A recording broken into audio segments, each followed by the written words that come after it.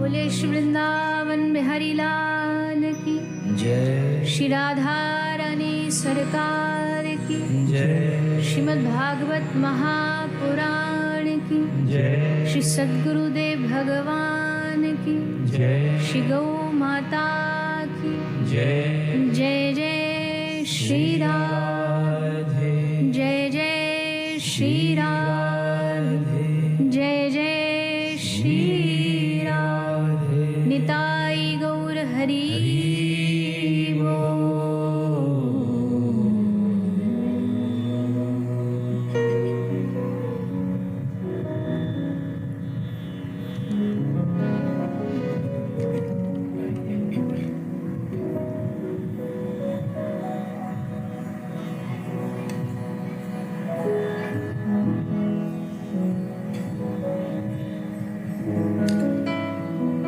आइए, चित सार सिंधु सर्वस्व भगवान श्री राधे गोविंद के चरण कमलों का ध्यान करते हुए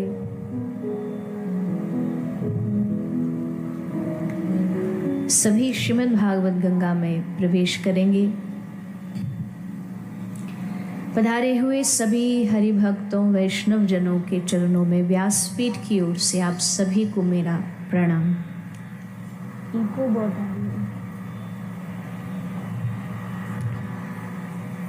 आज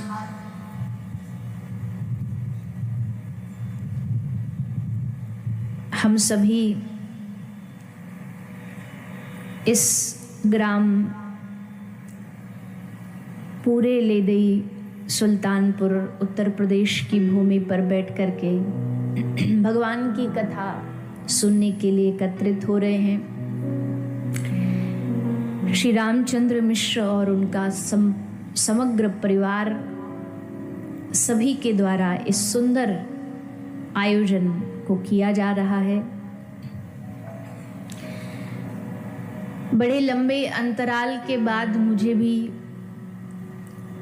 व्यासपीठ पर बैठ करके भगवत कथा गाने का अवसर प्राप्त हो रहा है। पिछले 2 महीने लगातार भारत भूमि से बाहर रहे,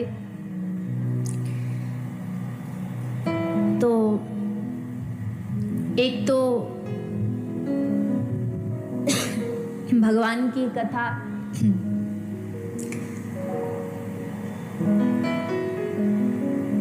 की कथा जैसे दीपावली आने वाली है, दीपावली पर सबके घरों में मीठी मिश्री के खिलौने बनते हैं। बताशे, हाथी, घोड़ा मीठे होते हैं। अब उस मीठे खिलौने को आप इस दीपावली को अपने घर में ढक करके डब्बा में बंद करके रख दो, और अगले वर्ष जब दीपावली आए फिर डब्बा खोल के उसको खाओ, तो वो खिलौना फीका हो जाएगा कि मीठा ही रहेगा? हाँ जी, 1 वर्ष बाद भी अगर कोई उस मीठे खिलौने को निकाल के खाएगा तो उस खिलौने में मिठास तो वही रहेगी, फीका तो होना नहीं।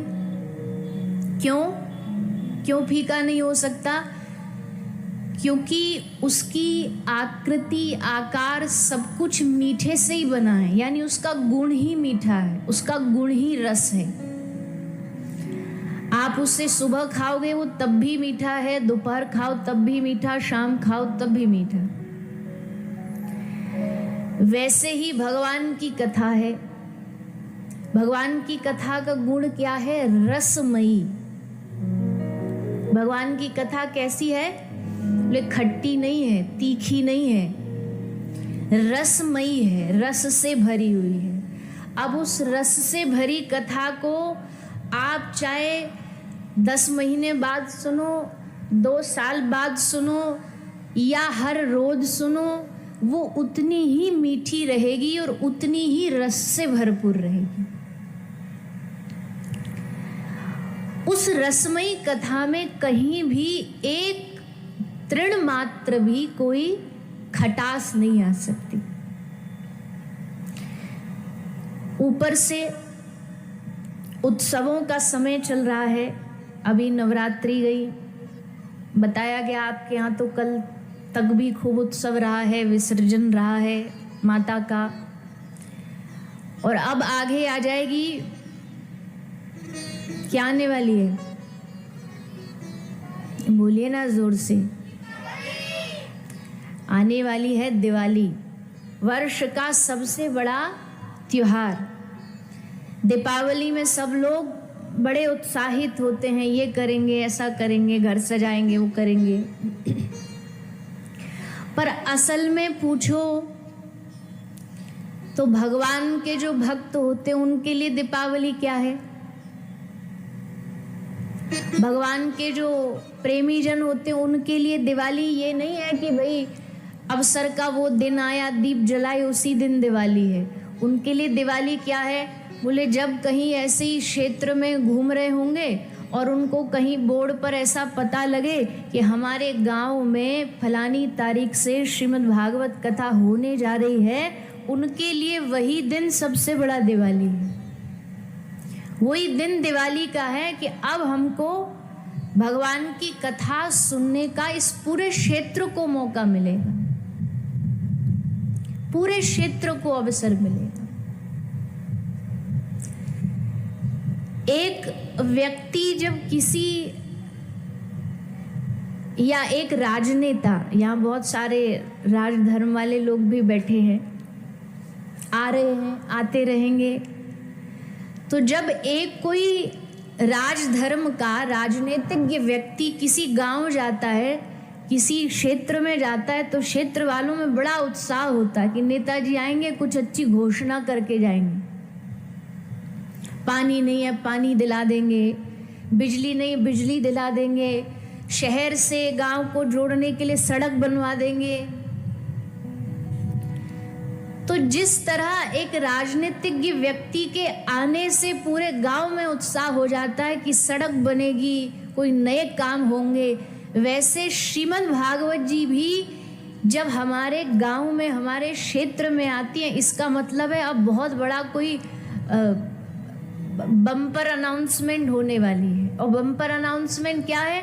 बोले जैसे सड़क गांव को शहर से जोड़ देगी, बिजली दे देगी, पानी दे देगी, ये भागवत जी भी एक सड़क बनाएंगी, और वो सड़क ऐसी बनाएंगी जो हमको शहर तक नहीं पहुंचाएगी, जो हमको सीधा उठा करके भगवान के चरणों तक पहुंचा देगी। भगवान के चरणों तक ले जाने के लिए जो कार्य ब्रिज का करेगी, सड़क का करेगी, सेतु का करेगी, उन ग्रंथ का नाम है श्रीमद् भागवत। इसलिए शास्त्र, पुराण, उपनिषद सब बार बार इसी बात को कहते, बड़े भाग्य पाइए सत्संगा। बड़े भाग्य के द्वारा सत्संग की प्राप्ति होती है। भाग्य मतलब क्या? भाग्य एक तो होता है कि भाई हमने कोई पूर्व के पुण्य कर लिए, पुण्यों से कथा मिल गई, हमने कोई अच्छे काम कर लिए, उनसे कथा का फल मिल गया। बोले ये कथा पुण्यों की प्राप्ति से नहीं होती है। जब श्री ठाकुर जी अपनी कृपा किसी पर करना चाहते हो, जब भगवान किसी को अपना बनाना चाहते हो, तब जा करके उसका मन करता है कि मैं जाऊं, घर से उठ के चल के कथा सुन के आऊं।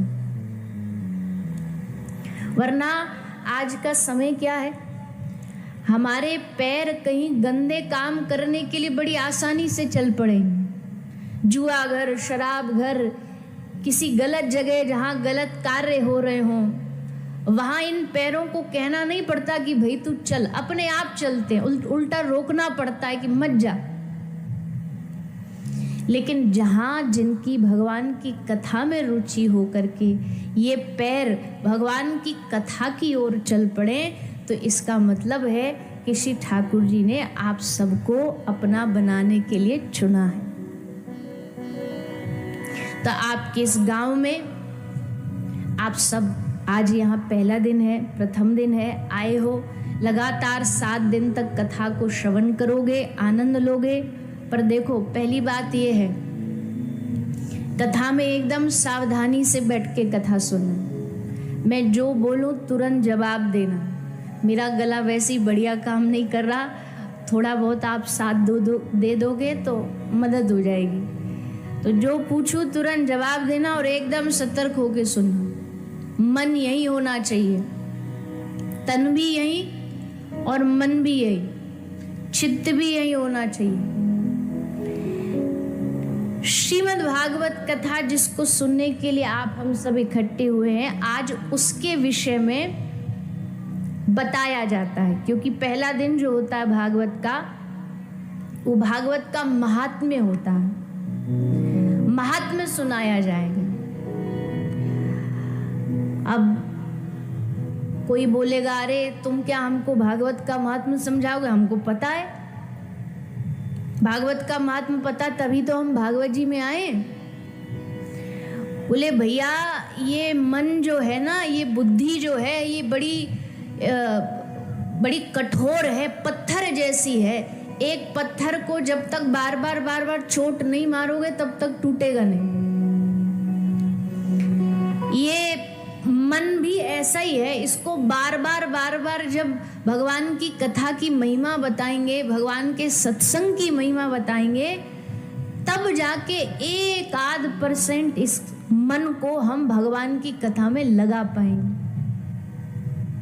इसलिए भागवत जी की महिमा बताई जाती है। भागवत के प्रथम दिन, भागवत के पहले दिन, पहले जानो, पहले दिन जानो, फिर जानने के बाद क्या करना है? पहले जानो और फिर मानो। जान लेने के बाद उस विषय पर काम भी करना पड़ेगा। केवल जानने से भी काम नहीं चलेगा, जानने के बाद उसको मानो। पहले सुनो, पहले सुनो और फिर उसके बाद उसमें से जो जो अच्छा लगे वो चुनो,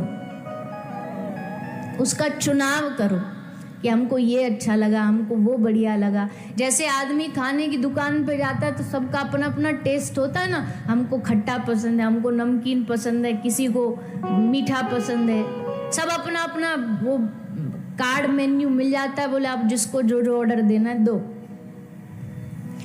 तो हमको स्वयं को यहाँ भागवत में बैठ के चुनना पड़ेगा। यहाँ भागवत में हमें क्या चाहिए, क्या श्रवण करना है, क्या हमको लेके जाना है, क्या छोड़ के जाना है। वैसे छोड़ के जाने वाली चीज तो भागवत में कुछ होती नहीं, पर हो सकता है कभी कोई व्यास जी के मुंह से कोई बात अच्छी न निकली हो या सामाजिक हित में ना हो तो ठीक है, उसको यहाँ छोड़ जाएंगे। बाकी जो जो चीज है उसको हम अपने साथ गांठ बांध के लेके जाएंगे।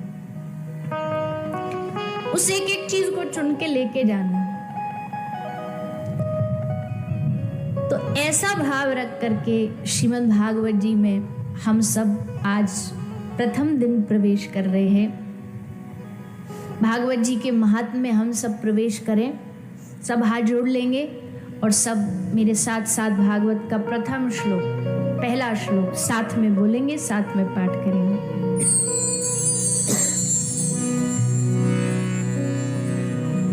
सच्चिदानंद रूपाय, सच्चिदानंद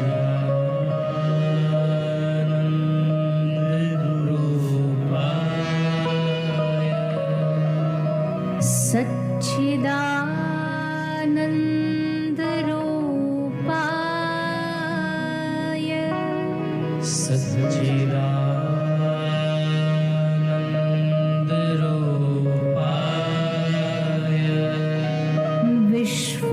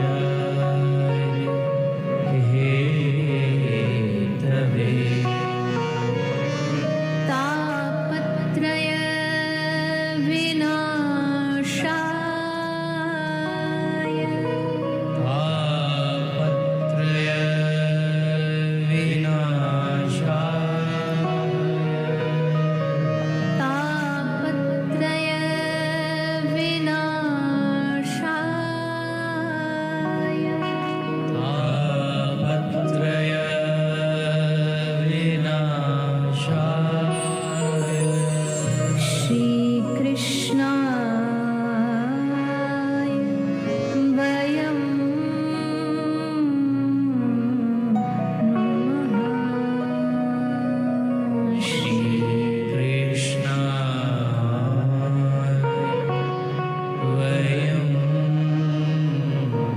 नुमः श्री कृष्णाय वयं नुमः श्री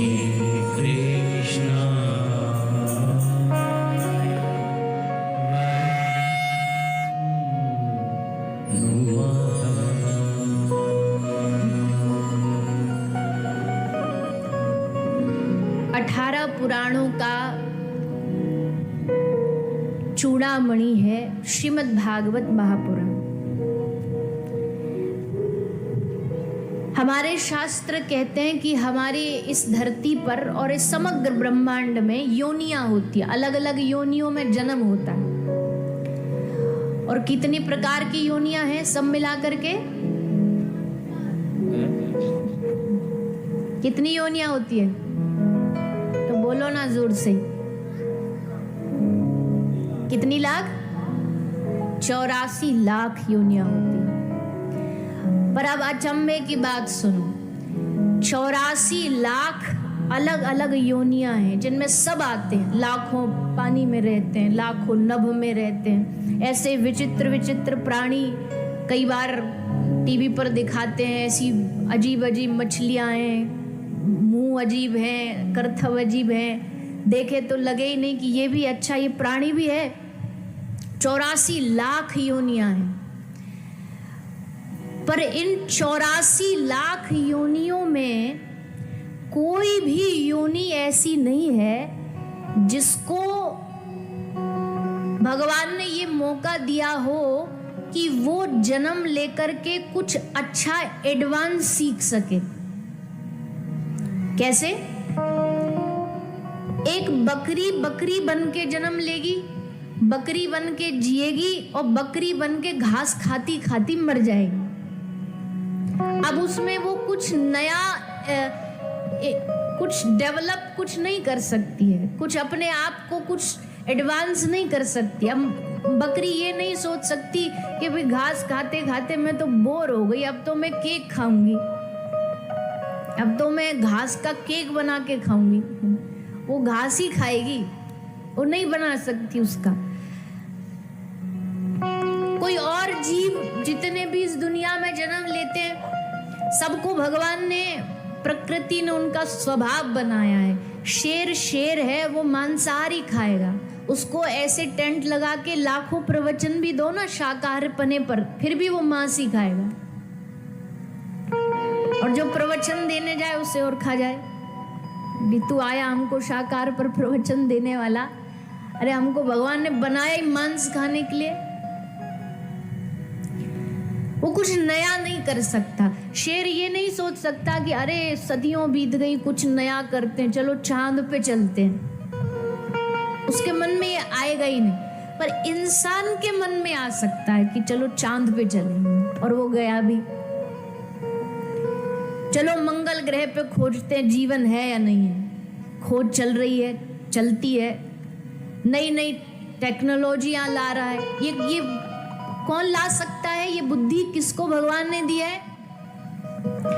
केवल और केवल मनुष्य को। आपसे बढ़िया तो बच्चे उत्तर दे रहे हैं। खैर धीरे धीरे बोलने लग जाओगे 7 दिन में। तो 84 लाख के इस चक्कर में एक ही प्राणी ऐसा है जिसके पास ये मौका है कुछ अच्छा भी करने का और कुछ बुरा भी करने का। क्योंकि अच्छा करने पर आए तो मनुष्य से अच्छा कोई बन नहीं सकता। अच्छा बनने पर आए तो महात्मा बुद्ध ने लाखों बौद्ध प्रकट कर दिए। अच्छा बनने पर आए तो श्री चैतन्य महाप्रभु ने लाखों प्रेमी प्रकट कर दिए। अच्छा बनने पर आए तो एक प्रेम दीवानी मीरा ने लाखों को दीवाना बना दिया। अच्छा करने पर आए तो एक श्री सुखदेव गोस्वामी, श्री वेदव्यास जी की वाणी ने पूरे सदियों का इतिहास बदल दिया भागवत जी के द्वारा। अच्छा करने पर आए तो, और बुरा करने पर आए तो, बुरा करने पर आए तो फिर इस मनुष्य से बड़ा कोई दैत्य भी नहीं। ना सींग दिखेंगे, ना वो फिल्मों में, फोटो में, कार्टूनों में जो दिखाते दैत्य असल में वो नहीं होते हैं। लंबी लंबी दाढ़ी, लंबा लंबा सींग, दांत निकल रहे हैं, लंबे लंबे नाखून होंगे, वो द्वापर त्रेता में होते होंगे ऐसे राक्षस। पर कलयुग में वो एक भजन गाते हैं ना, बहुत प्रसिद्ध है उसकी लाइन की, कलयुग बैठा मार कुंडली, जाऊं तो मैं कहाँ जाऊं, और घर घर में है रावण बैठा, इतने राम कहाँ से लाऊं। दशहरा पर सारे आ जाते हैं ताने लेकर के बाण रावण को मारने के लिए। अब देखो, प्रचलित चीजें हम बदल तो नहीं सकते, वो तो हम सम्मान सबका करते ही हैं, पर पहले खुद ही रावण बनाएंगे, फिर खुद ही मारेंगे। पहले खुद ही उसकी आकृति बनाएंगे, और वो जब रावण जलता है ना, वो खड़ा हुआ जलता हुआ रावण उतनी भीड़ में पूछता है कि तुम में से राम है कौन जो मुझे मार रहा है। तुम में भी तो कितने के भीतर रावण दैत्य बैठा है, पहले उसको तो जला करके देखो। पुतला जलाना बड़ा आसान होता है, अपने भीतर की बुराई तुमने जलाई,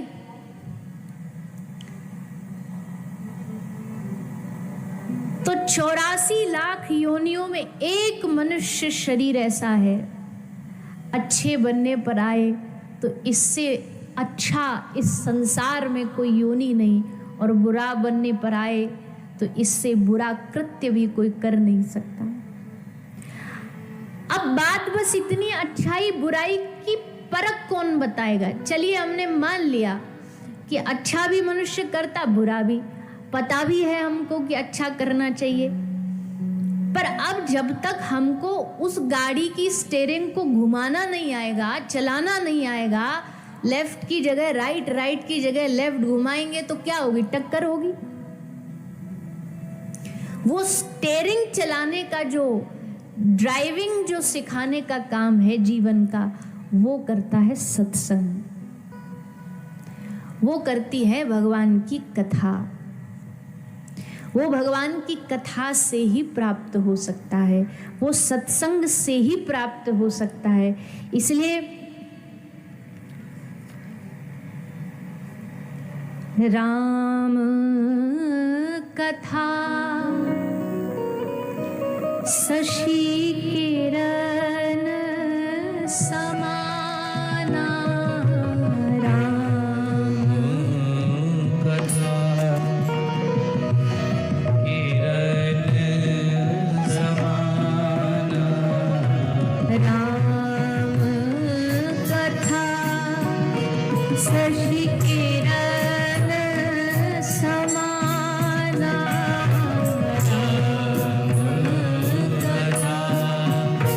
शशि किरण समाना, संत चकोर करही देहि पाना, संत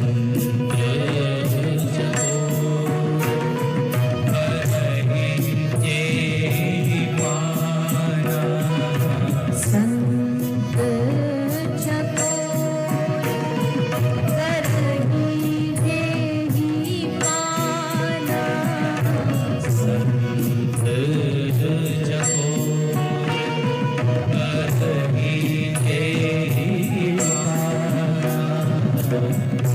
गोस्वामी जी लिखते हैं, राम कथा सखी किरण समान। लोग कहते हैं अरे तुलसी बाबा ने तो ग्रामीण भाषा में, देहाती भाषा में रामचरितमानस लिखी, देहाती छंदों में, दोहों में रामचरितमानस को लिखा गया। पर बाबा तुलसी की दृष्टि देखो, जब भी अक्सर किसी चमकीली चीज की बात करी जाती है तो सूर्य की किरणों से उसकी बराबरी करी जाती है कि सूर्य की किरण के समान देखो, तेज एकदम, क्योंकि वो चमकती हुई किरण है। पर गोस्वामी तुलसीदास जी भगवत कथा को, राम कथा को सूर्य की किरण नहीं, किसकी किरण कह रहे हैं, शशि किरण। शशि किसको कहते हैं, चांद को, चंद्रमा को। शशि किरण समान।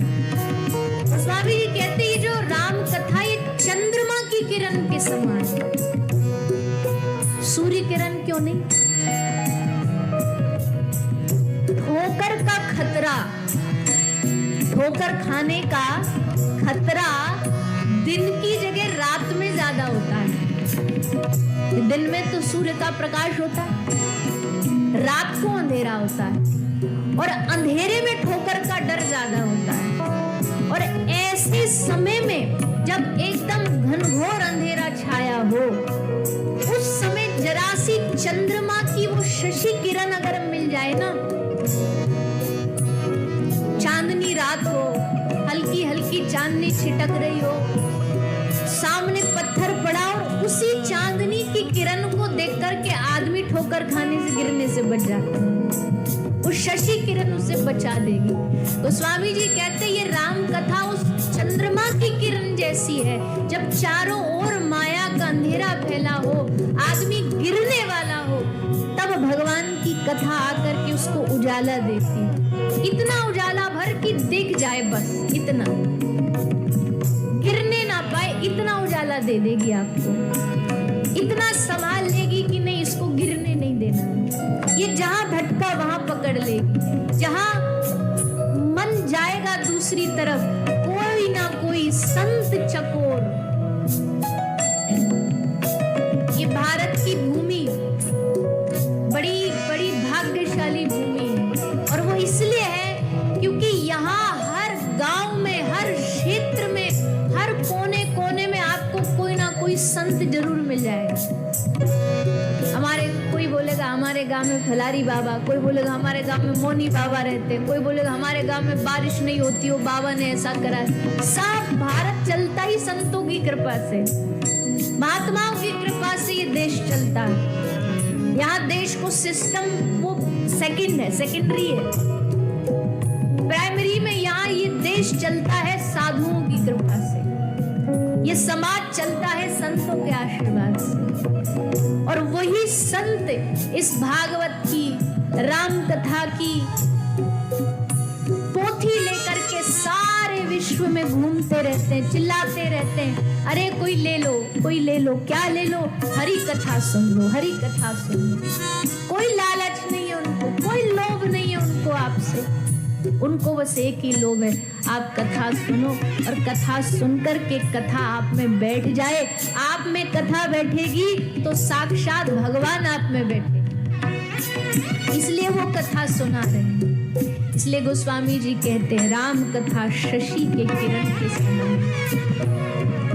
और फिर पूछा, देखो भाई हर चीज की क्वालिफिकेशन होती है, जॉब चाहिए तो डिग्री चाहिए, अधिकार चाहिए, कथा का अधिकारी कौन हो सकता है, कौन कथा सुन सकता है, सच्चा अधिकारी कथा का कौन है। तो गोस्वामी जी लिखते हैं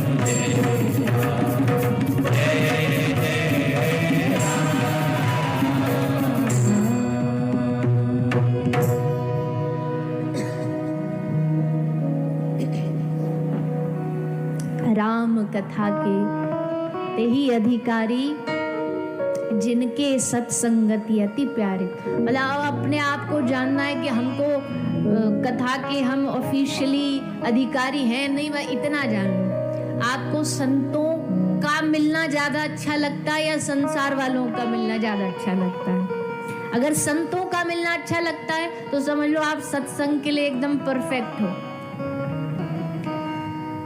संतों का मिलना, संतों का दर्शन करना, संतों से बातें करना, कोई संत गांव में आ जाए, आहा संत पधारे हैं, प्रसन्न हो जाना। बड़े भाग्यशाली होते हैं वो लोग जिनको संतों का दर्शन होता है और उसको पाके वो प्रसन्न होते हैं। कई लोग तो इतने अभागे, उनको मिल भी जाते हैं ना संत तो उनको टेढ़ा टेढ़ा देखते हैं। जैसे एक वो नहीं होता, वो एक बुल फाइट होती है विदेशों में, बुल भैंसों की फाइट होती है। वो लाल कपड़ा देख के जैसे बिदकता है ना, वैसे कुछ लोग संतों को देख के बिदकते हैं। पता नहीं उनको क्या ही संतों से एलर्जी होती है, बिना बात की एलर्जी होती है। संत देख लिए, मुंह मटका के बोले अरे सब ऐसे ही है, डोंगी है। अरे तुम क्या जानो संत डोंगी के नहीं? तुम कौन से संत के कभी जीवन में संग में रहे हो? लेना ना देना, जानना ना पहचानना, ना उनको बारे में जानते, बस मन में बिठा रखा संत तो ऐसे होते, संत तो वैसे होते। राम कथा के तेहि अधिकारी, जिनके सत्संगति अति प्यारी। सत्संगति, सत्संग का मतलब कोई बाउंड्री में बांध के नहीं कहा है शास्त्रों ने कि बस जो टेंट में हो वही सत्संग है। टेंट के बाहर भी सत्संग हो सकता है। एक आदमी का बैठ के कोई अच्छा शुभ विचार मन में आए, वो भी सत्संग है। किसी की मदद करने का विचार आया, ये भी सत्संग है। सत्य की संगति हो, उसी को सत्संग कह रहे हैं। अब सत्य क्या है? तो चलिए भागवत का पहला श्लोक। सच्चिदानंद रूपाय विश्वोत्पत्त्यादि हेतवे तापत्रय विनाशाय श्री कृष्णाय वयम नुमः। सत्य की उत्पत्ति भगवान है। सत्य भगवान से बना है या भगवान सत्य से बने, एक ही बात है। जैसे गुड़ से मीठा, मीठे से गुड़, वैसे सत्य से भगवान, भगवान से सत्य, दोनों में कोई अंतर नहीं। भगवान को इसलिए सच्चिदानंद रूप कहा गया है। भगवान सत्य है और इस सत्य और इस सच्चिदानंद जो श्लोक है, इस पर खूब सारी व्याख्याएं भागवत जी के द्वारा, टीकाकार, वक्ता सबके द्वारा की जाती है। पर मूल बस इतना समझ लो, सत्य उसी को कहते हैं जो कभी खत्म नहीं होता। सत्य किसको कहते हैं? जो कभी मिटता नहीं है, जो कभी खत्म हो ही नहीं सकता। बोली ऐसी दुनिया में कोई चीज है जो खत्म नहीं हो सकती? क्या? बोलिए, कौन सी चीज है जो कभी मिटती नहीं है? है?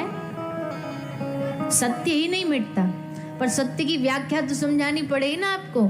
जानते तो सब है सच, मैं सच के अलावा कुछ नहीं बोलूंगा।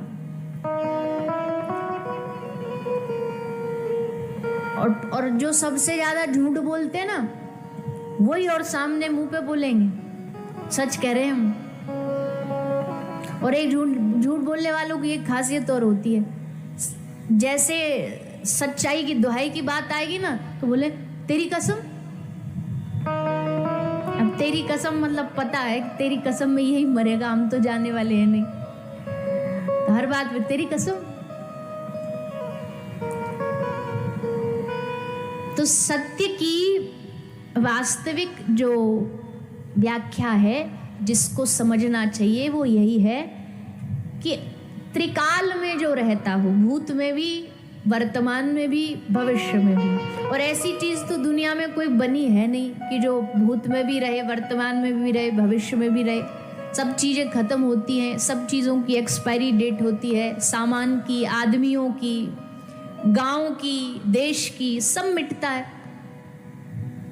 एक चीज नहीं मिटती है और वो केवल और केवल भगवान और भगवान का नाम है। इसलिए मृत्योपरांत भी पूरे गांव में ले जाते हुए क्या बोलते हैं? बोलिए ना,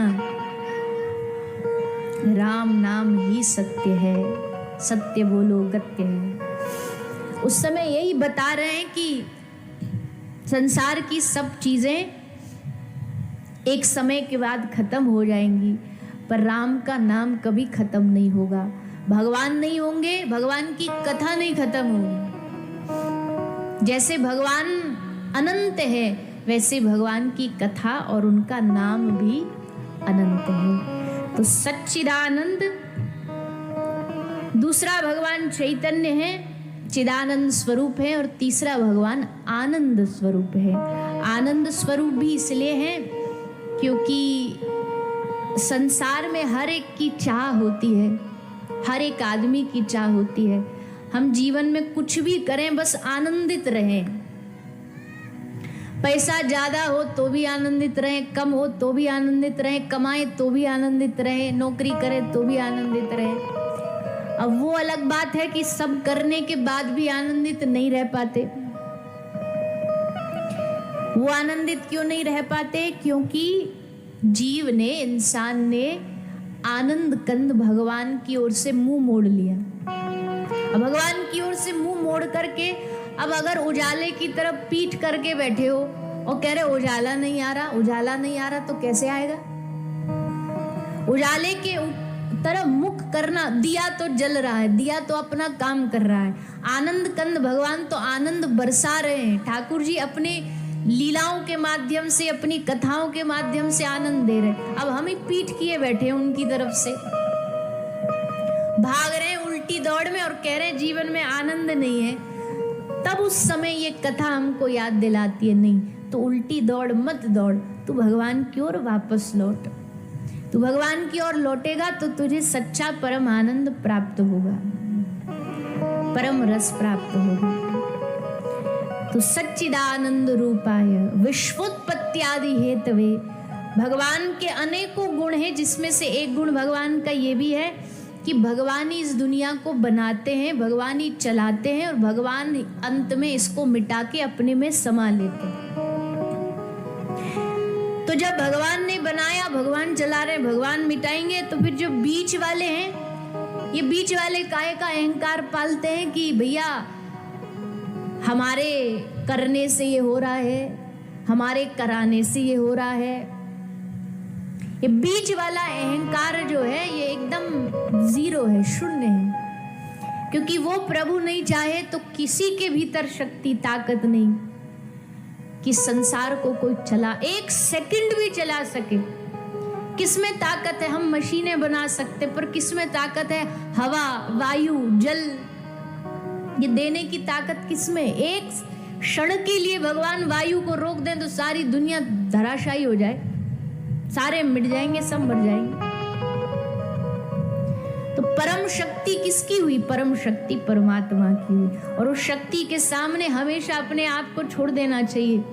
उस शक्ति के सामने अपने आप को ज्यादा मालिक नहीं समझना चाहिए। मालिक एकमात्र भगवान है। विश्वोत्पत्त्यादि हेतवे तापत्रय विनाशाय। जीवन में 3 प्रकार के दुख होते, दैहिक, दैविक, भौतिक ताप। इन तीनों को भी नष्ट करने की अगर किसी में ताकत है तो वो भगवान है। भगवान ही हटा सकते हैं। वैसे भगवान का भक्त मांगता नहीं, कहेगा नहीं कि ये हटा दो, पर जब अब दिए के पास जाओगे तो उजाला मिलेगा, पंखा के पास जाओगे ठंडक मिलेगी, वैसे भगवान के पास जाओगे तो अपने आप आनंद मिलेगा ही मिलेगा। भगवान सब तापों को दूर कर देते हैं। ताप मतलब सब प्रकार के दुखों को दूर कर देते हैं। सारी दुनिया में जितने लोग उपस्थित हैं ना, सबके जीवन में, हर एक व्यक्ति के जीवन में कोई ना कोई दुख जरूर होता है। कोई तन दुखी, कोई धन दुखी, कोई तन दुखी, कोई मन दुखी, कोई धन में रहत उदास, थोड़े थोड़े सब दुखी, पर सुखी कृष्ण को दास। भगवान कह रहे है, सबको हमने कुछ ना कुछ थोड़ा थोड़ा छोड़ दिया जीवन से। कुछ अच्छा दिया तो कुछ कम छोड़ दिया। कोई तन दुखी, तन के दुखी वाले तो बहुत बैठे होंगे यहाँ, है मैया? अब घुटने दुख गए, अब कमर दुख गई, अब कंधे दुख रहे हैं। हर बार डॉक्टर के पास जाओ, डॉक्टर लंबी चौड़ी लिस्ट दे देंगे, ये गोली, फलानी गोली, ढिमकी। ये तन से तो कोई बिरला ही होगा आज के जमाने में जो सुखी होगा, क्योंकि सारी दुनिया की जितनी भी मिलावटें हैं, सारा दुनिया का जितना भी गंदगी है, सब जा रहा है पेट में भीतर, अन्न के नाम पे, फल के नाम पे, सबके नाम पे। तो तन दुखी वाले तो ढेर हैं, भरे पड़े हैं हॉस्पिटल तन दुखियों से। और कहावत है, पहला सुख क्या है? तो बोलो ना जोर से। पहला सुख निरोगी काया। पहला सुख बोलो भैया, सबसे बढ़िया है कि शरीर बढ़िया हो। पर जब शरीर बढ़िया होता है, शरीर अच्छा होता, तब उसकी कीमत पता लगती है। तब तो एकदम घमंड में चौड़े चलते हैं, अरे क्या हो जाएगा, कैसे हो जाएगा। चलो, भगवान ने किसी बिरले को कृपा कर दी, तन बढ़िया दे दिया, तन सुखी है ये। अब मन दुखी, तन तो ठीक ठाक है पर मन से बड़ा दुखी है। मन से ख्वाब थे ये करूंगा, मन से ख्वाब थे वैसा करूंगा, मन से सोचा था बढ़िया छोरा के लिए कोई बड़े खानदान की बहू लाऊंगा, ये करूंगा वो करूंगा। पता चला छोरा घर की नौकरानी को लेकर भाग गया। अब भागे घूम रहे हैं, मुंह फिराते घूम रहे हैं, बचते घूम रहे हैं। अब हम क्या करें? अब मन दुखी, जो मन ने चाहा वो नहीं मिला तो मन दुखी हो गया। तो कोई तन कोई मन, भगवान ने दोनों ही अच्छे दे दिए, तन भी बढ़िया दे दिया, मन भी ठीक ठाक ही दे दिया। चलो सब बढ़िया है, घर परिवार। अब धन दुखी, इतना पैसा में घर चलाएं कि पढ़ाएं बच्चों को, क्या करे, धन से दुखी है। तो थोड़े थोड़े सब दुखी, पर सुखी कृष्ण को दास। सुखी भगवान का जो दास है, सुखी दास का मतलब ये नहीं है कि भैया भगवान ने उसके जीवन में दुख नहीं है, दुख तो दिए हैं, पर वो जब भी जैसा भी होगा वो बस भगवान को याद करता रहेगा, भगवान के नाम का गुणगान करता रहेगा। उसको तनिक भी भगवान के दुख देने पर भी कोई आपत्ति नहीं होगी, उसमें भी प्रसन्न रहेगा। भैया जय जय राधा रमन। वो किसी भी परिस्थिति में भगवान से शिकायत नहीं करेगा। इसलिए तापत्रय विनाशाय श्री कृष्णाय वयम नुमः। ये भागवत जी का प्रथम श्लोक, जिसमें भगवान श्री कृष्ण और श्री किशोरी राधा रानी को प्रणाम किया गया है। दोनों के आशीर्वाद से ही भागवत जी का रस समझ आता है। राधा माधव संग रहे डोल, ऐसे युगल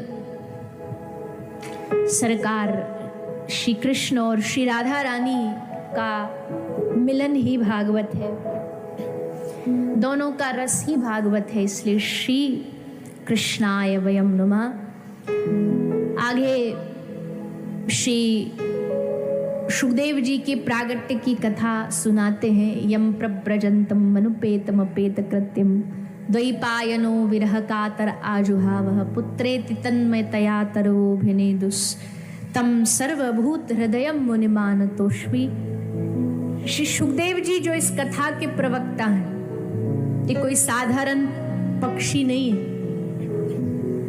कथा में सुखदेव जी की पूजा पक्षी रूप में होती है, तोते के रूप में, लेकिन ये कोई साधारण तोता नहीं है। ये इन शुक को आशीर्वाद मिला है कईयों से, कई रसिक जनों से। सबसे पहले राधा रानी से आशीर्वाद मिला भागवत जी का, फिर कथा के परम प्रेमी परम रसिक बाबा भोलेनाथ महादेव परम प्रेमी है कथा के। जहां कथा होगी वहां महादेव होंगे, जहां कथा होगी वहां श्री हनुमान जी होंगे, जहां कथा होगी वहां नारद जी होंगे। ये कुछ तो परमानेंट श्रोता हैं कथा के, ये हर जगह होंगे। बाबा तुलसीदास जी के चरित्र में कथा आती है भक्तमाल जी में। चित्रकूट में रहते थे तुलसी बाबा, तो कथा सुनाया करते थे। बाबा का नियम था रोज कथा सुनाते थे। सब आसपास के आ जाते थे, गांव के साधु संत व्यक्ति सब कथा सुनते। तो एक दिन तुलसी बाबा का मन हुआ कि बस भगवान के दर्शन हो जाएं। तो भगवान ने कुछ ना कुछ इच्छा ऐसी करी। तुलसी बाबा का नियम था वो नदी पार करके शौच इत्यादि सुबह सुबह जाते थे नहाने स्नान करने। तो स्नान करने जाते, पात्र में पानी ले जाते थे। शौच इत्यादि करने के बाद जो पानी बच जाता उसको कहीं एक जगह पत्थर पे डाल देते थे। रोज का उनका ऐसा ही नियम था। एक दिन पत्थर पे पानी डाला तो पत्थर से प्रेत प्रकट हो गया, और प्रकट होकर के तुलसी बाबा को बोला, महाराज आपने कृपा कर दी, आप जैसे संत के रोज स्पर्श किया, जल मुझे छुआ, मेरा कल्याण हो गया, मुक्ति हो गई मेरी, कहिए मैं आपको क्या दूं। तुलसी हंसे।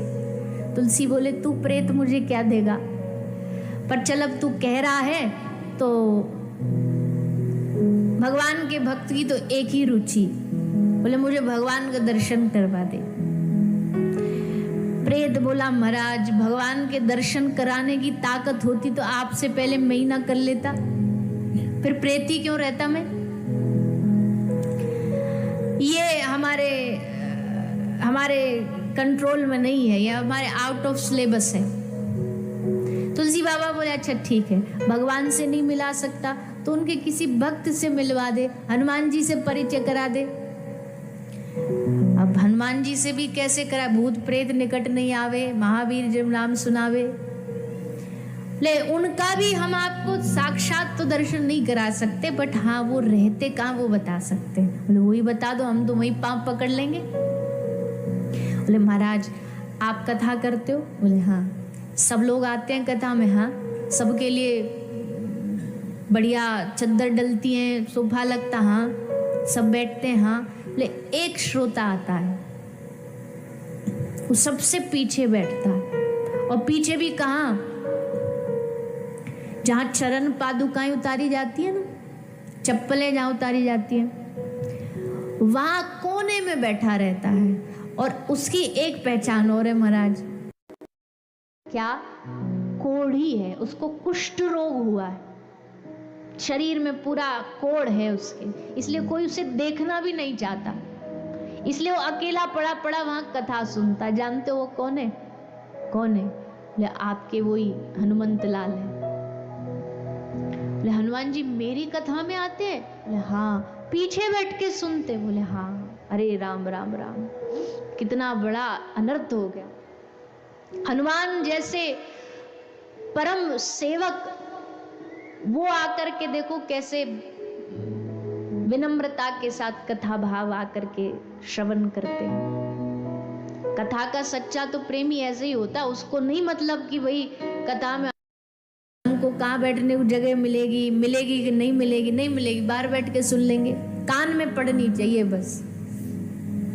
तो गोस्वामी जी आ गए। आज गोस्वामी जी ने ठान लिया कि आज नहीं छोड़ेंगे इनको। कथा जैसे ही विश्राम हुई, सब लोग प्रसाद उर्साद लेके चलने को हुए। तुलसी बाबा भागे अपनी व्यासपीठ से उठ के और जाके वहाँ हनुमान जी के चरणों को पकड़ लिया। जैसे चरणों को पकड़ा तो एकदम से कूदे, अरे भैया दूर हो जा, दूर हो जा, दिख नहीं रहा, हमको कोढ़ रोग है, जानता नहीं छुआछूत का रोग है, छूने से फैल जाता है, हमको छुएगा तुझको भी फैल जाएगा, खतरनाक रोग है। तुलसी बाबा ने हाथ जोड़ के कहा यही तो मैं चाहता हूँ, आपका रोग मुझे लग जाए, आपके भीतर जो राम रोग है ना, वो राम नाम का रोग मुझे भी लगा दो। आपके भीतर जो भक्ति का रोग है वो चाहिए हमको, आप छू दो तो क्या नहीं हो सकता, ये ना पहचान पाए कोई बात नहीं, मैं जान गया आपको। तब हनुमान जी ने बाबा तुलसी को दर्शन दिया। दर्शन करके तुलसी बाबा कृतार्थ हो गए। तो देखो, कहने का भाव है कि भगवान की कथा को सुनने वाले बड़े बड़े महात्मा, बड़े बड़े देवी देवता आकर के शांति पूर्वक, विनम्रता पूर्वक इस कथा को सुनते हैं। सुखदेव जी महाराज, बैठ जाओ। श्री सुखदेव जी महाराज इस कथा के प्रवक्ता हैं। भैया इनको बिठाओ, छोटे श्रोता जी को बिठा दो कहीं भी। तो श्री सुखदेव जी महाराज अपने पिता के घर जन्म लिया, माता के गर्भ से जन्म लेते ही जंगल में भागे। भगवान शंकर से आशीर्वाद मिला, कथा सुनने को मिली, और फिर यही कथा सुखदेव जी ने जाकर के राजा परीक्षित को श्रवण कराई। ये कथा धरती पर आई कैसे, इसकी कथा सुनाते हैं श्री सूत जी महाराज। भगवान की कथा सुनाने वालों और सुनने वालों की कोई जाति वाति नहीं होती, कोई वर्ग नहीं होता है। हरि को भजे सो हरि का होई, जो भगवान को भजता वो भगवान का है। संत की कोई जाति पाति नहीं होती, जिसमें ज्ञान है वही सम्माननीय है। इसलिए जैसे सूत जी आए, सब ऋषि महात्मा अपने आसन से खड़े होकर सूत जी को विराजमान करते आसन पर और उनसे निवेदन करते हैं, हे महाराज, हमने कथाएं तो बहुत सुन रखी हैं, पर अब हमें कथा का सार सुनना है, कथा सारम। क्योंकि कथा का सार सुनने का ही समय बचेगा कलयुग के लोगों के पास, और तो बाकी समय बचता नहीं। थोड़ा ही समय, थोड़े समय में बहुत पा लेने की इच्छा है, तो कुछ ऐसी कोई कथा सुना दो जिससे थोड़े में सब मिल जाए। तब श्री सूत जी महाराज ने श्रीमद् भागवत कथा सुनाना आरंभ किया। सूत जी कह रहे हैं, ये कथा जब आरंभ हो रही थी सुनाने के लिए, तो देवता अमृत का कलश लेकर के आए। देवता अमृत का कलश लेकर के श्री सुखदेव जी को दे रहे हैं, क्योंकि राजा 7वें दिन मरने वाला है। देवताओं को अमृत का कलश लेकर के सुखदेव जी को देते हुए कहा कि इस अमृत को राजा को पिला दो, राजा बच जाएगा, और इसके बदले हमको चल के स्वर्ग में कथा सुना दो। तो श्री सुखदेव जी ने कहा, खबरदार, मेरी कथा को तुमने खरीदने की कोशिश करी तो तुम में इतनी हिम्मत नहीं कि तुम मेरी कथा को खरीद सको। भगवान की कथा को तुम क्या खरीद सकते हो? भगवान के एक नाम को कौन खरीद सकता है? जिस एक नाम पर सारी दुनिया बिक जाए, उस भगवान के नाम को तुम खरीदना चाहते हो? भगवान की कथा को? तुम्हारे स्वर्ग में इतनी ताकत नहीं कि इस कथा के रस को समझ सके। कथा के रस को समझने के लिए दिल में प्रेम चाहिए। ये ऐश्वर्य वाले, वैभव वाले कथा के प्रेम को नहीं समझ सकते। देवताओं को लगा इतना क्या कीमती हो गई कथा कि अमृत जो किसी को मिलता नहीं उसको ठुकरा दिया इन सुखदेव जी ने। चलो देखते हैं। तो जाकर के ब्रह्मा जी को तराजू दिया। तराजू के एक पल्ले में पूरी भागवत सत्संग को रखा और एक तराजू के पल्ले में सारे दुनिया के सुख वैभव को रखा। लेकिन धन्य है तात स्वर्ग अपवर्ग सुख धरहि तुला एक अंग, तूल न ताही सकल मिल जो सुख लव सत्संग। एक तरफ सारी दुनिया का सुख रख दिया और एक तरफ एक लव सत्संग, क्षण से भी छोटा, उस सत्संग की बराबरी सारी दुनिया का सुख नहीं कर पाया। तब देवताओं को समझ आया कि भैया ये जो कथा है ये कथा सबको नहीं मिलती है। अगर देवताओं को भी कथा सुननी है, मन किया देवताओं का कि हमको कथा सुननी है, तो वो यहाँ धरती से कोई कथा प्रवक्ता ले जाके अपने स्वर्ग में कथा नहीं करा सकते। हमको नहीं कह सकते कि चलो जी हम आपका स्वर्ग में कथा कराएंगे, टेंट लगाएंगे, आ जाओ करने। आज तक तो कोई गया नहीं कथा स्वर्ग में करने, हो गया भी होगा तो शायद आया नहीं लौट के। पर धरती पर पृथ्वी पर जहां जिसका मन करता है। अच्छा, इसमें कई लोग ये भी बड़े, अब उंगली उठाने वाले तो किसी पे भी उठा देते हैं। बोले आजकल ये कथा में पैसा बड़ा लगता है, व्यवसाय हो गया, ऐसा हो गया, वैसा हो गया, गरीब आदमी तो करा ही नहीं सकता। देखो जी, दो प्रकार की सप्ताह होती है। एक तो होती है पारिवारिक सप्ताह, घर में एक पंडित जी आराम से आप बुलाइए, अभी पितृपक्ष गए तब करा लो, श्रावण जाए तब करा लो। उसमें क्या किसी ने ये कह दिया कि कम फल मिलेगा? विधिवत रूप से घर में विधि विधान से 7 दिन बैठ करके पूरा परिवार कथा श्रवण करो। कोई क्या उसमें लगना, जैसे आप सत्यनारायण भगवान की कथा कराते हो, बैठ करके आराम से श्रवण करो, भाव से डूब के पढ़ो, सुनो।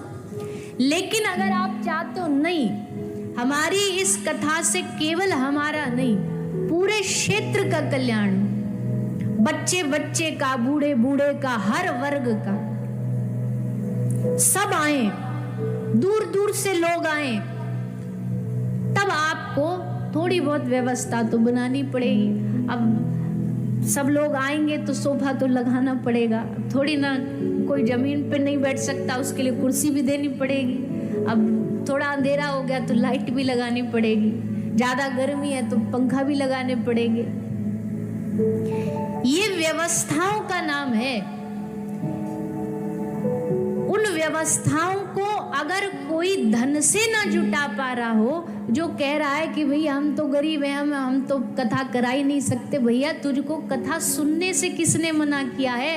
अरे अगर तू भाव से डूब के सुन भर भी लेगा ना इस कथा को, तो ज्यादा बड़ी बात तो नहीं कह सकते, कराना तो ठाकुर जी कराते, पर जितना लाभ उस कराने वाले को मिल रहा ना, उतना तुझको भी प्राप्त हो जाएगा। तू डूब के सुन, तो तू मन में ये भाव तो लेके आ, ये कथा मेरे लिए आई है, ये कथा किसी और के लिए नहीं है। ये कथा जो भी आयोजक करा रहे हैं उनको भगवान ने निमित्त बना दिया, पर भगवान ने भेजी मेरे लिए। गंगा जी को भगवान ने मेरे लिए भेजा। अब गंगा जी आ गई दरवाजे पर और तुम लुटिया लेकर के फिर डर के वहां घाट पे बैठे हो।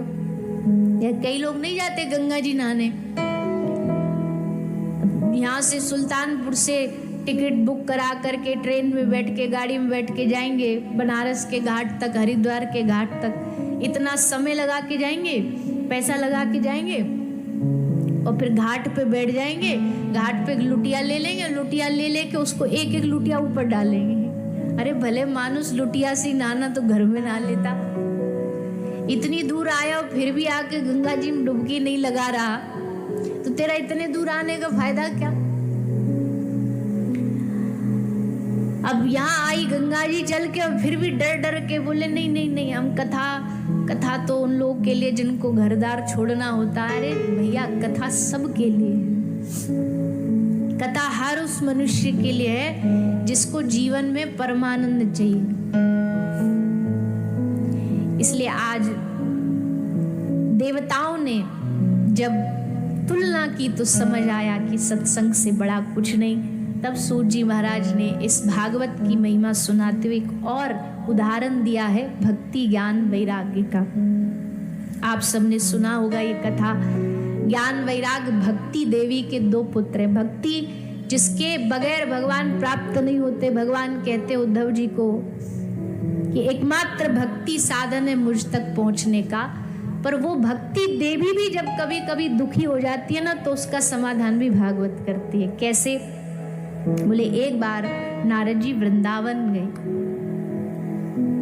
वृंदावन कौन कौन गए आप में से हाथ उठा के बताइए। सारे गए। वृंदावन का आनंद पता है ना कैसा होता है? वृंदावन का रस, वृंदावन का जो मधुरता वहां बहती है, उसका कारण ये है। क्यों? भक्तिर नित्यति यत्र चैः। उस भूमि पर भक्ति देवी विराजती है। उस भूमि पर हर व्यक्ति के घट में भक्ति रहती है।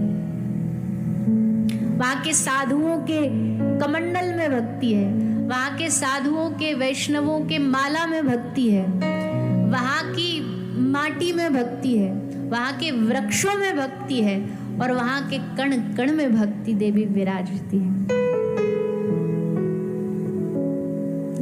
इसलिए उस श्री राम वृंदावन की ही कथा श्री सुखदेव जी सुना रहे हैं। तो इस भाव के द्वारा मन को वृंदावन लेकर के जाना है, 7 दिन तक वहीं रखना है, या इस क्षेत्र को ही वृंदावन बनाना है, ऐसा मन में भाव रखना है। क्योंकि वृंदावन में भक्ति है और जहाँ भक्ति वहाँ भगवान है। देवी भक्ति वृंदावन में आई थी, लेकिन ज्ञान वैराग जो इनके दोनों बेटे हैं उनकी अवस्था कुछ ठीक नहीं थी। मूर्छा में पड़े थे, बेसुध पड़े थे। नारद जी को देखा तो संत देख के समझ गई कि संतों के पास सब समाधान होता है। तन का रोग हो तो डॉक्टर के पास सारा समाधान है, मन का रोग हो तो संतों के पास सारे समाधान। मन के रोगी संत ही ठीक कर सकते हैं। नारद जी ने कहा देवी आप क्यों दुखी हो, भक्ति होकर दुखी? कहा नारद जी क्या बताएं, मैं तो हूँ खूब सुंदर युवा और मेरे दोनों बालक ज्ञान वैराग वृंदावन में आते बूढ़े हो गए। अब महाराज समाज में तो ये बात थोड़ी सी उचित नहीं लगती कि बालक बूढ़े माँ जवान, सब उलट पुलट हो रहा है। पहले तो कारण बताओ। नारद जी ने कहा वृंदावन ही कारण है। वृंदावन प्रेम की भूमि है, भक्ति की भूमि है, या ज्ञान वैराग की भूमि नहीं है। ज्ञानियों को काशी चला जाना चाहिए, वो ज्ञान की भूमि है। मुक्ति पाने वालों को हरिद्वार चला जाना चाहिए, पर प्रेम पाने वालों के लिए है वृंदावन। इसलिए आप भक्ति लेके आई तो देखो आपकी वाह है। भक्ति देवी ने कहा महाराज अब तो ठीक है आप जो कह रहे हो, पर अब संकट जो आन पड़ा उसको दूर करो। इन ज्ञान वैराग को आप थोड़ा सा इनकी मूर्छा दूर करो। नारद जी बोले लो अभी करते हैं। नारद जी ने इनके कान में वेद मंत्र उच्चारण सब सुनाए, श्लोक सुनाए। लेकिन जब उससे कोई परिणाम नहीं हुआ तब देवताओं ने आकाशवाणी करके नारद जी को बताया कि हे नारद जी इनके लिए आपको सत्कर्म करना पड़ेगा, सत्कार्य करो, सत्कार्य करो। सत्कार्य की व्याख्या क्या ये नहीं बताया, सत्कर्म में क्या आता ये नहीं बताया। दान सत्कर्म है, तप क्या है सत्कर्म। अब नारद जी की खोज चालू हो गई, कहते किसको है सत्कर्म, सबसे पूछ रहे हैं। किसी ज्ञानी के पास जाओ तो वो कहेगा पढ़ना सत्कर्म है, किसी तपस्वी के पास जाओ कहेगा तप करो यही सत्कर्म है। बेचारे नारद जी संशय में पड़े, अंत में पहुंचे बद्र विशाल।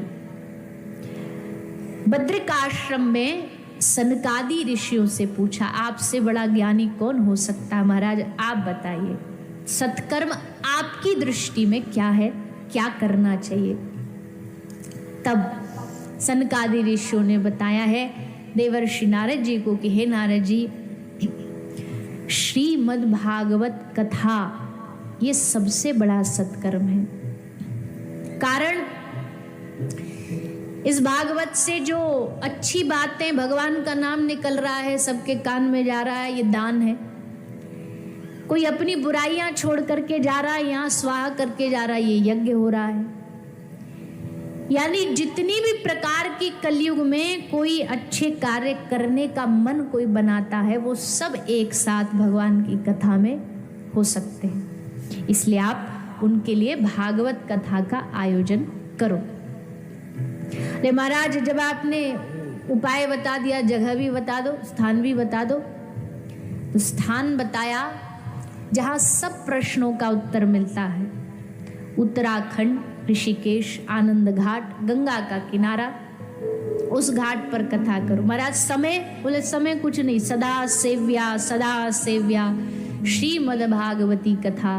भगवान की कथा के लिए कोई समय, तिथि, तारीख निश्चित नहीं होती, मुहूर्त नहीं होता। इसलिए घर बनाने के लिए लोग मुहूर्त दिखवाते, शादी के लिए मुहूर्त दिखवाते, पर हमको कथा करानी इसके लिए मुहूर्त नहीं दिखवाते। क्यों? जब कथा शुरू हुई वही सबसे अच्छा मुहूर्त है, वो घड़ी सबसे अच्छी है, वो तिथि सबसे अच्छी है। तो कथा करेगा कौन? सनकादि ऋषि बोले हम करेंगे, क्योंकि इनका तो कथा मात्रेक जीवनम। सनकादि ऋषियों का 24 घंटा कथा में जाता है। 4 भाई हैं, एक कथा कहता 3 सुनते हैं, फिर तीसरे में से एक बैठ जाएगा, सामने 3 बैठ के श्रवण करेंगे। 24 घंटे कथा में जिनका जीवन बीतता है, ऐसे सनकादि ऋषि कथा के प्रवक्ता बने। और जैसे कथा विश्राम होती है, विश्राम होते ही श्री भक्ति देवी प्रकट हुई। श्रीमद् भागवत में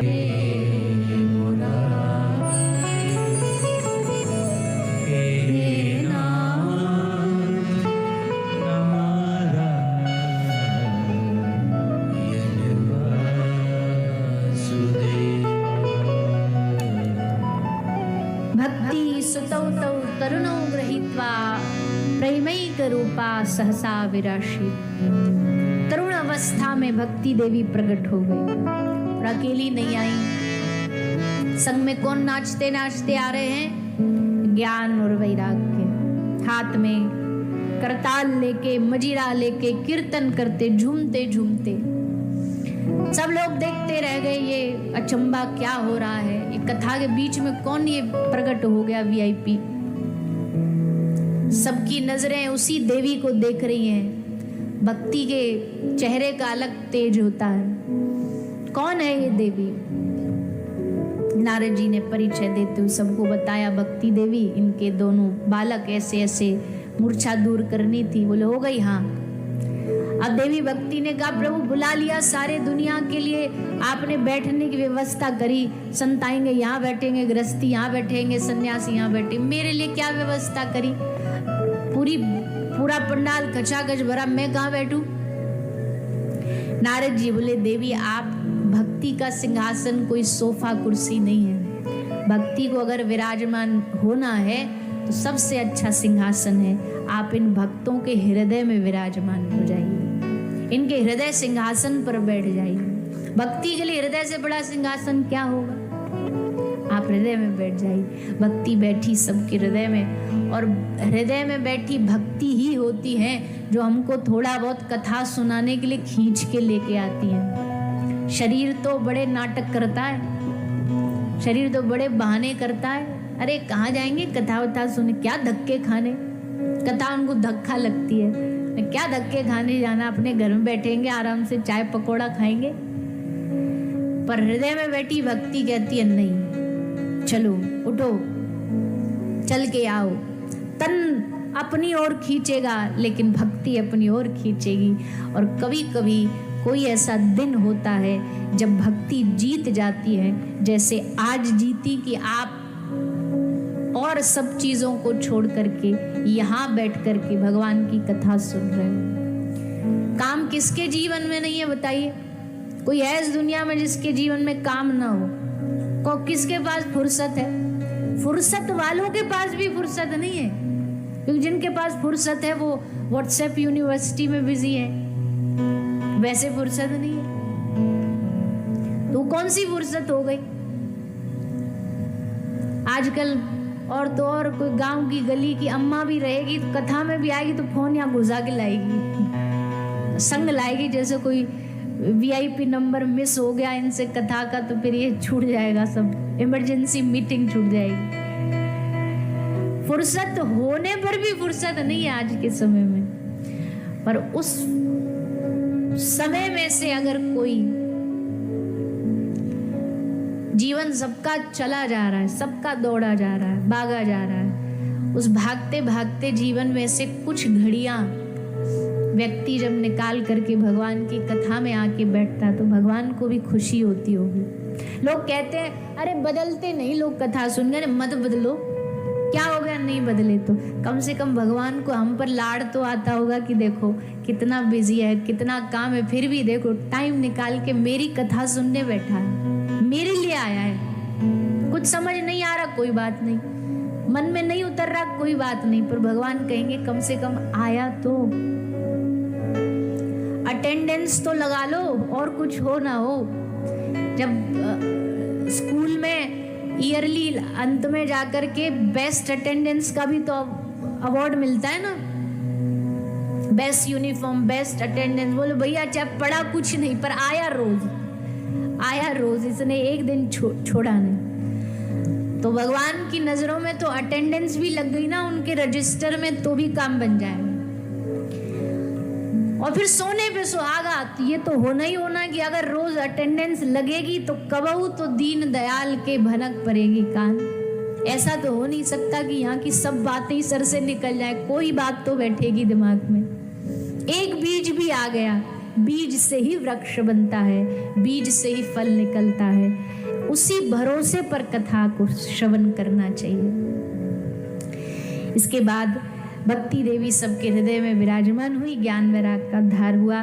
आगे भागवत के ही इस महत्व को चित्त में बिठाने के लिए गोकर्ण महाराज का और श्री धुंधकारी का दृष्टांत दिया।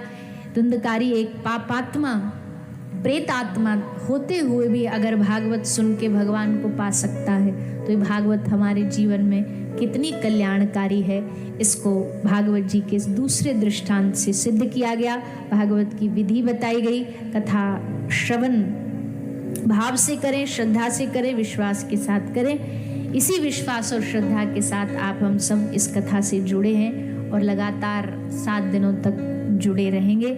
आगे आने वाले जो 6 दिन हैं वो आपके इस गांव के लिए, क्षेत्र के लिए, समस्त क्षेत्रवासियों के लिए बड़े ही सौभाग्यशाली हैं।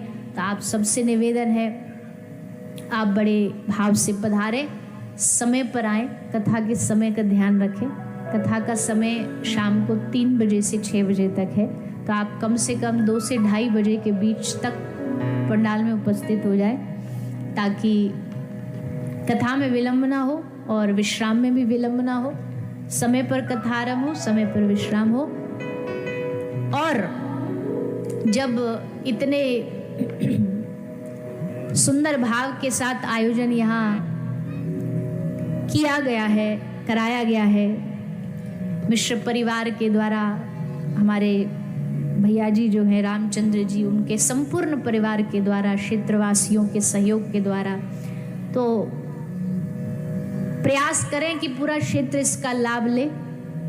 अभी तो शायद कल तक आप सबके उत्सव चले, पर अब थोड़ा भगवान की कथा के मैदान में आ जाइए, स्वयं भी आइए, अपने आसपास सभी परिवारजनों को भी लेकर के आइए और कथा का आनंद सभी लोग हम 7 दिनों तक प्राप्त करेंगे। कथा विश्राम से पूर्व 2 मिनट संकीर्तन करेंगे और उसके बाद अंत में जो भी स्वागत सत्कार और आरती। हरे कृष्णा हरे कृष्णा कृष्णा कृष्णा हरे हरे, हरे रामा हरे रामा, राम राम हरे हरे, हरे कृष्णा कृष्ण कृष्ण हरे हरे, हरे राम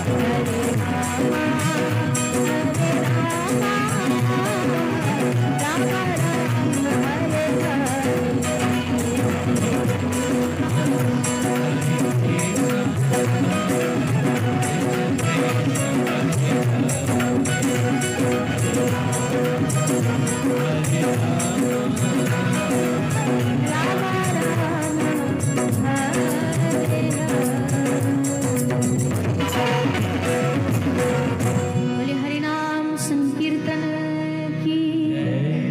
आइए सभी दो बार हाथ उठाकर हरे कृष्ण महामंत्र का जाप करेंगे। हरे कृष्णा हरे कृष्णा कृष्णा कृष्णा हरे हरे हरे राम हरे राम राम राम हरे हरे हरे कृष्णा हरे कृष्णा कृष्णा कृष्णा हरे हरे हरे राम हरे राम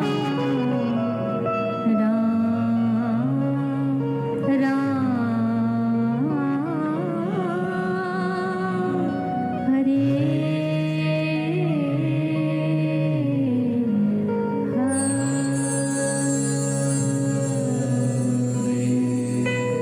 बोली श्री वृंदावन बिहारी लाल की, श्रीमद् भागवत महापुराण की, श्री सद्गुरुदेव भगवान की, गौ माता की जय जय श्री राम जय जय श्री राम जय जय श्री राम निताई गौर हरि